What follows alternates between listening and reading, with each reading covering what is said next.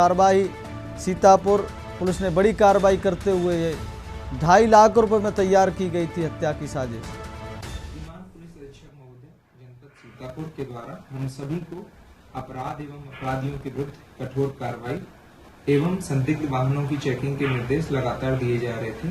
इसी क्रम में थाना कोतवाली नगर की पुलिस टीम के द्वारा एवं सीतापुर की स्वाट टीम के द्वारा दिनांक 25 एवं 26 अप्रैल की मध्य रात्रि में बहुत ही सराहनीय कार्य करते हुए कोतवाली नगर के कनवा खेड़ा सर्विस कट के पास से एक खैराबाद की तरफ से टोयोटा ग्लेंजा गाड़ी जो आ रही थी उसमें से 4 लोगों को गिरफ्तार किया गया है।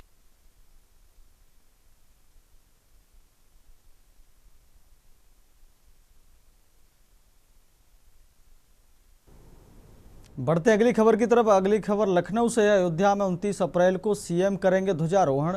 वजह सीएम योगी द्वारा किया जाएगा ध्वजारोहण। कार्यक्रम में 700 से अधिक मेहमान होंगे शामिल।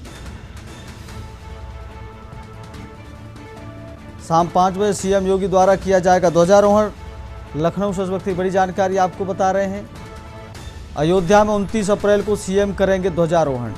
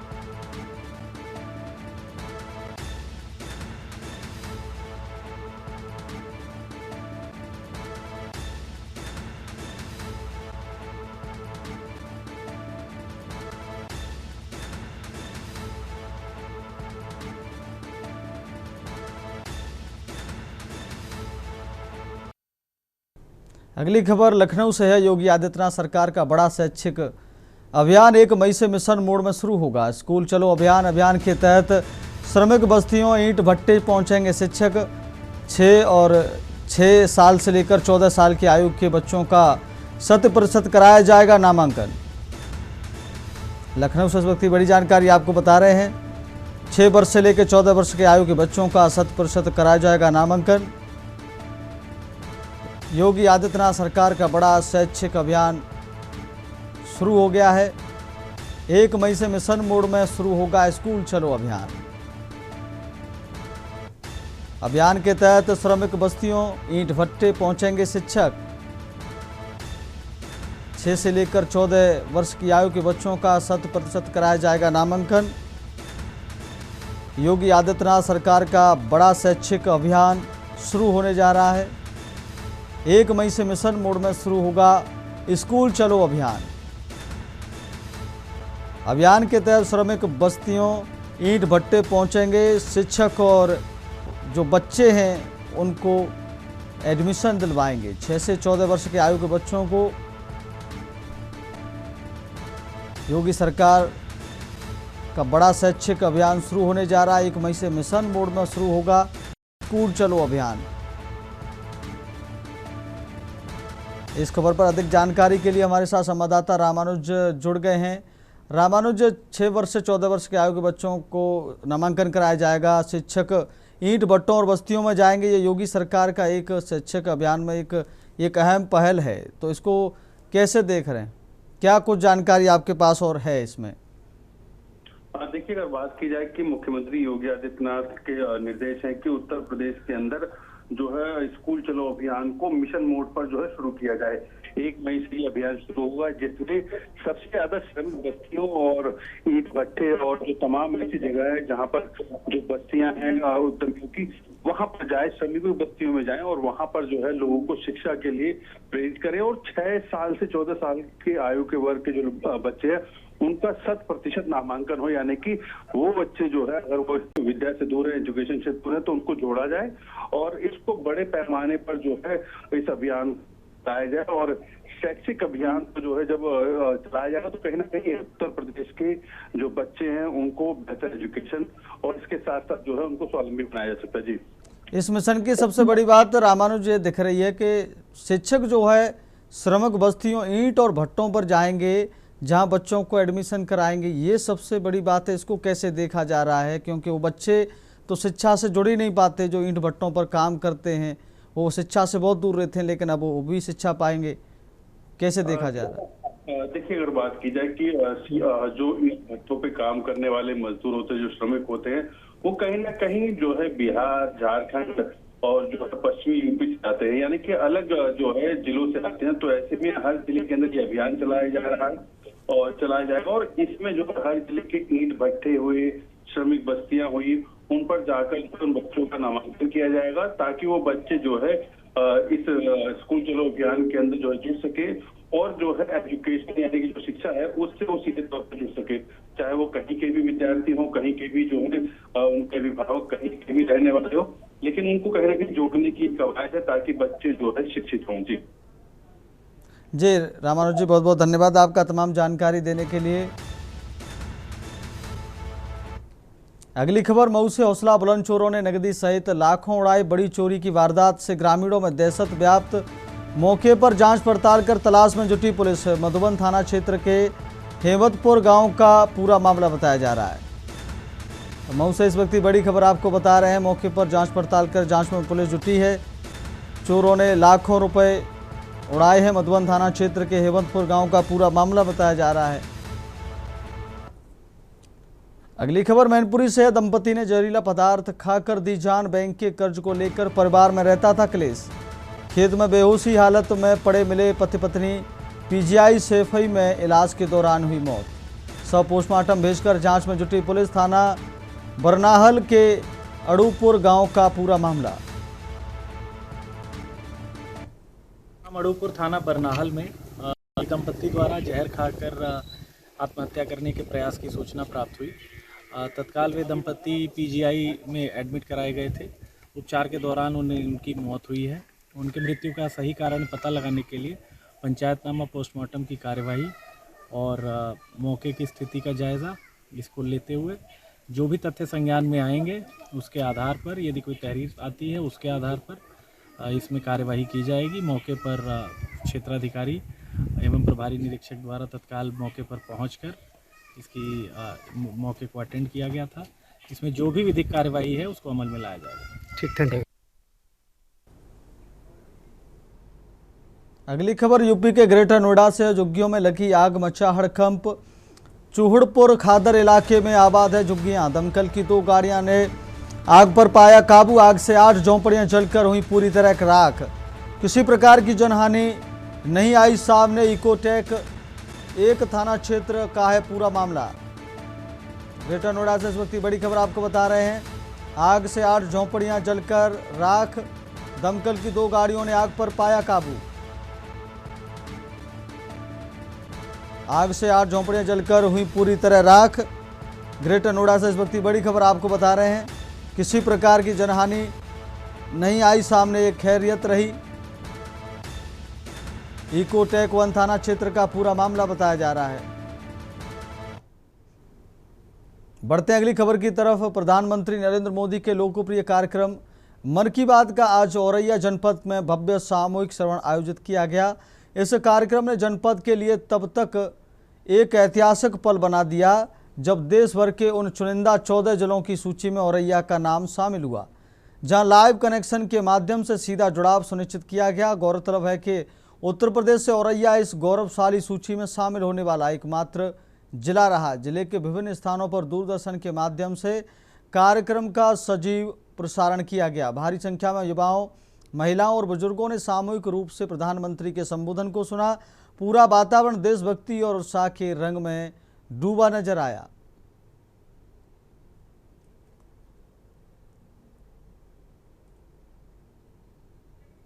यशस्वी प्रधानमंत्री माननीय नरेंद्र मोदी जी प्रत्येक माह के अंतिम रविवार को मन की बात के जरिए देशवासियों से संवाद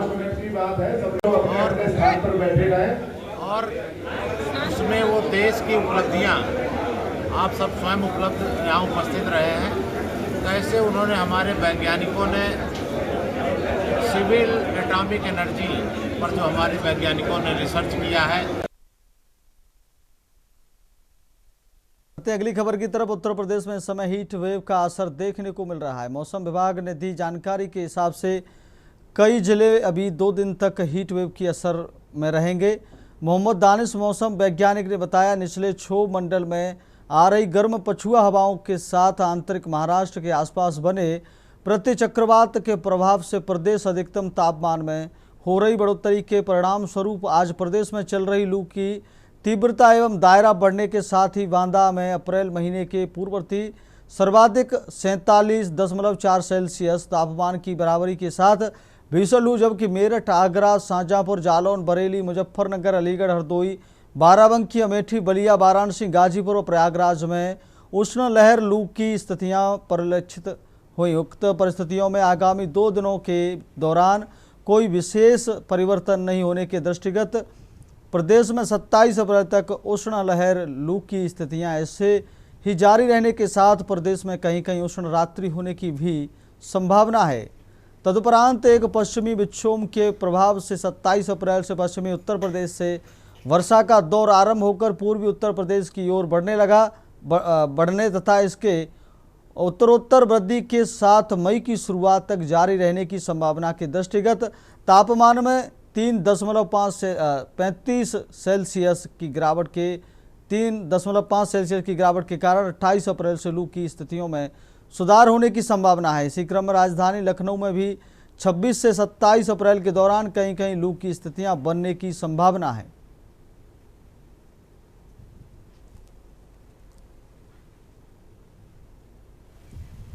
मौसम ने जिस तरह से परिवर्तन लिया है, हीट वेव चल रहा है, गर्मी बढ़ रही है, पारा भी बढ़ रहा है। हमारे साथ बात करने के लिए मौसम वैज्ञानिक दानिश जी हैं, उनसे बात करते हैं कि ये कब तक रहेगा और उत्तर प्रदेश में किस किस जिलों के लिए अलर्ट किया।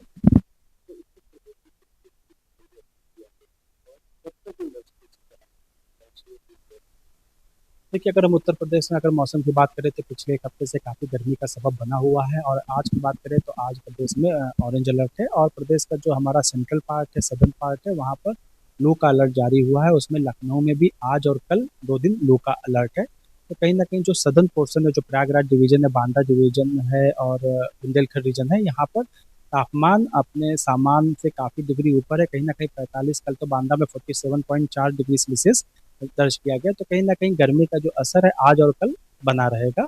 और जैसे कि एक पश्चिमी विक्षोभ अभी सक्रिय हो रहा है, जिसकी वजह से परसों से धीरे धीरे तापमान में जो बादलों की आवाजाही बढ़ेगी और तापमान में धीरे धीरे गिरावट होने की संभावना है और आगे फिर बारिश की संभावना प्रदेश में बनी। मौसम विभाग की तरफ से लोगों के लिए क्या? देखिए, मौसम विभाग की तरफ से अगर हम बात करें तो जैसा कि एक नॉर्मल सी चीज़ें हैं कि जैसा कि जो अभी ये ड्राई विंड आ रही है और काफ़ी गर्म है, तो कहीं ना कहीं अगर हम दिन में जो हमारा पीक टाइम है 11 से 4 बजे तक, अगर उस जगह अगर हम कहीं अगर जाते हैं तो हम तुरंत एक तरीके से गर्मी इतनी हीट है हमको सुखा देता है। तो कहीं ना कहीं हमको हाइड्रेटेड रहने की काफ़ी आवश्यकता है। तो गुजारिश है कि अगर आपको इमरजेंसी में अगर ज़रूरत ना हो तो ना निकले, अगर निकलते भी हैं तो सर को ढक कर रखें और साथ ही में अपने साथ पानी का बोतल जरूर रखें और बीच बीच में पानी जरूर पीते रहें, जिससे कि आप जो हाइड्रेटेड हो रहे हैं उससे बचा जा सके।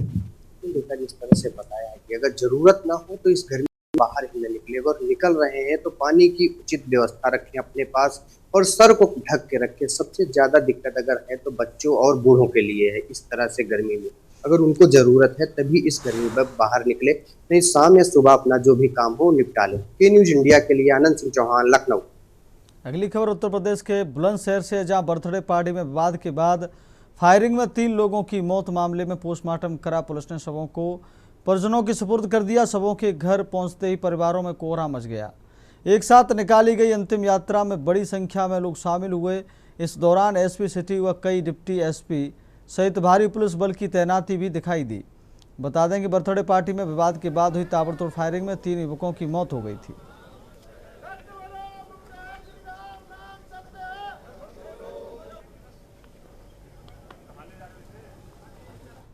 अगली खबर सीतापुर से है, जहां तालगांव थाना क्षेत्र के अंबोरा गांव में विवाहिता ने प्रेमी संग पकड़े जाने पर जहरीला पदार्थ खा लिया। इसमें महिला की मौके पर जान चली गई। मामले का जानकारी पाकर पहुंची पुलिस ने शव को पोस्टमार्टम के लिए भेज दिया है। बताया गया है कि महिला का पति नेपाल में मजदूरी करता है, यहाँ वह अपनी ससुराल में रह रही थी और यहीं प्रेमी को मिलने के बाद के लिए बुलाया था। ससुराली जनों ने उसे प्रेमी के साथ रंगे हाथ पकड़ लिया और मायका पक्ष को भी बुला लिया।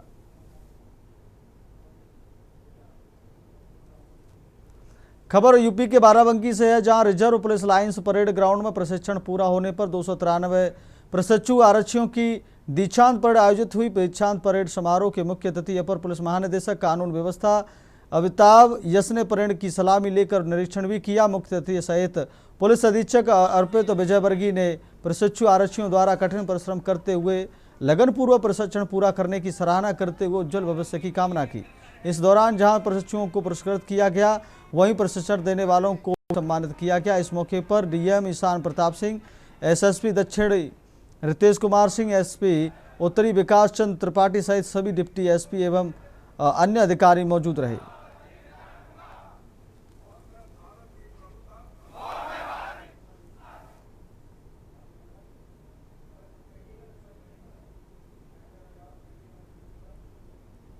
इसी बीच आपको चंडीगढ़ से बड़ी खबर बता रहे हैं। चंडीगढ़ से इस वक्त की बड़ी खबर, पंजाब में आप सरकार पर गहरा संकट, 63 विधायक कर सकते हैं दल बदल। चंडीगढ़ से इस वक्त की बड़ी खबर आपको बता रहे हैं, भाजपा में विलय की जताई जा रही संभावना। नया दल गठित कर सरकार गठन का कर सकते हैं दावा। चंडीगढ़ से इस वक्त की बहुत बड़ी खबर आपको बता रहे हैं, पंजाब में आप सरकार पर गहरा संकट, पंजाब में आप पर गहरा संकट, 63 विधायक कर सकते हैं दल बदल। चंडीगढ़ से इस वक्त की बड़ी खबर आपको बता रहे हैं, भाजपा में विलय की जताई जा रही संभावना। इस वक्त की बड़ी खबर चंडीगढ़ से, नया दल गठित कर सरकार गठन का कर सकते हैं दावा। इसी खबर पर हमारे साथ प्रधान संपादक दुर्गेंद्र चौहान हमारे साथ जुड़ गए हैं। सर, सवाल है आपसे, सरकार के ऊपर गहरा संकट छा गया है, 63 विधायक दल बदल कर सकते हैं, क्या कहेंगे आप? हाँ राहुल, कुल मिलाकर जो अभी तक हमारे पास एक पुख्ता जानकारी है और इस पर हम फिलहाल यकीन कर सकते हैं कि आम आदमी पार्टी के पंजाब में 63 विधायक ऐसे हैं जो स्पॉट कर लिए हैं भारतीय जनता पार्टी के रणनीतिकारों ने। ये कहा जा रहा है कि पंजाब की सरकार भी आने वाले 1-2 दिन के अंदर गिर सकती है, या हो सकता है कि कल ही कुछ नया घटनाक्रम आपको दिखे। तो ये अपने आप में इस वक्त की सबसे बड़ी और अहम खबर है। और राजनीतिक खबर के रूप में देखा जाए तो आज की ये सबसे बड़ी खबर है कि पंजाब में आम आदमी पार्टी की जो सरकार है वो गहरे संकट में है। भगवंत मान और उनकी टीम गंभीर जो राजनीतिक संकट को फेस कर रही है अंदर। और जब से राघव चड्ढा और उनके साथ में जो राज्यसभा के सांसद हैं वो गए हैं, उसके बाद से ये कहा जा रहा था, अभी हमने जो पिछला मंथन में भी जो हमारा प्राइम टाइम शो होता है उसमें भी इस बात को लेकर कहा था। और उस वक्त भी हमारे साथ पंजाब के कुछ लोग जुड़े थे, वो कह रहे थे कि अभी ये दल बदल बहुत छोटा है, एक बड़ा दल बदल आपको देखने को मिलेगा। और उनका इशारा उस वक्त विधायकों की तरफ भी था। लेकिन आज जो इस वक्त हमारे पास जो खबर है, बहुत रिलायबल सोर्सेज हैं, बहुत गंभीर लोगों से मेरी बात हुई है पंजाब और चंडीगढ़ के, तो वो उन्होंने इस बात की पुष्टि की है कि अब तक 63 विधायक स्पॉट किए जा चुके हैं और वो दल बदल कर सकते हैं। अब अगर वो संख्या जो टोटल आंकड़ा है जिसमें कहीं ना कहीं दल बदल कानून ना लगे, वो अगर पूरी होती है तो फिर ये इनका भाजपा में विलय होगा। और अगर ऐसा नहीं होता है तो एक अलग दल बना के वो सरकार गिरा सकते हैं और दावा प्रस्तुत कर सकते हैं। अभी फिलहाल देखने वाली बात होगी, लेकिन ये बड़ा राजनीतिक घटनाक्रम है और आम आदमी पार्टी के लिए एक बहुत बेहद गंभीर संकट उत्पन्न हो गया है। राहुल जी सर, बहुत बहुत धन्यवाद आपका तमाम जानकारी देने के लिए इस बड़ी खबर पर। तो चंडीगढ़ से इस वक्त की बड़ी खबर हम आपको बता रहे हैं, 63 विधायक दल बदल कर सकते हैं, आम आदमी पार्टी पर संकट गहरा गया है।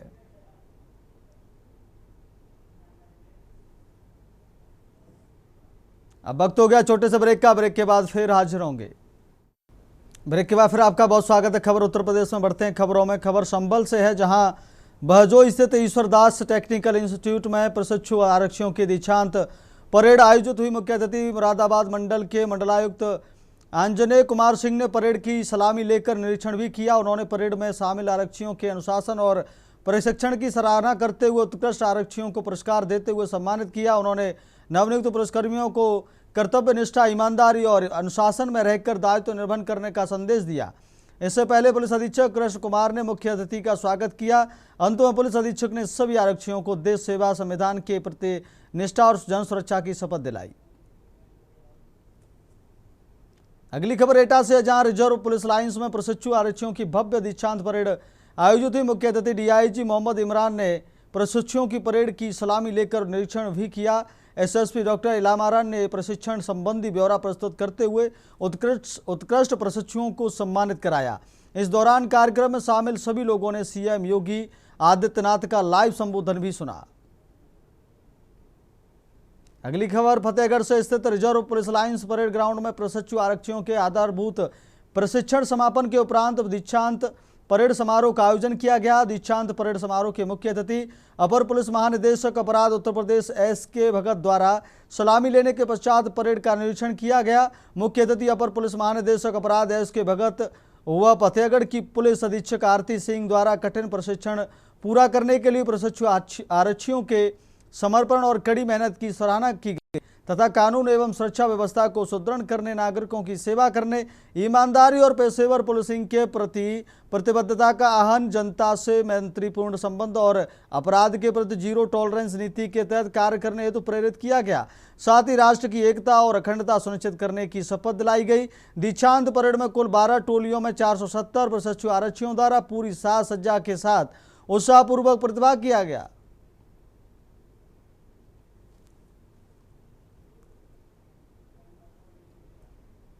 अगली खबर फर्रुखाबाद से है, जहां जिलाधिकारी डॉक्टर अंकुर लाठार ने मोहम्मदाबाद क्षेत्र का दौरा करते हुए निर्माणाधीन विद्युत पारेषण केंद्र का स्थलीय निरीक्षण किया। करीब 926.77 करोड़ रुपए लागत से निर्माणाधीन परियोजना की प्रगति का जायजा लेते हुए डीएम ने जिम्मेदारों को समयबद्धता से गुणवत्तापूर्ण निर्माण पूर्ण कराने पर जोर दिया। इस दौरान एक्सियन पारेषण ने प्रशासनिक अधिकारी को बताया कि पारेषण केंद्र में 400 केवी की 2 विद्युत लाइनें बदायूं और 2 लाइनें जालौन से जोड़ी जा रही हैं।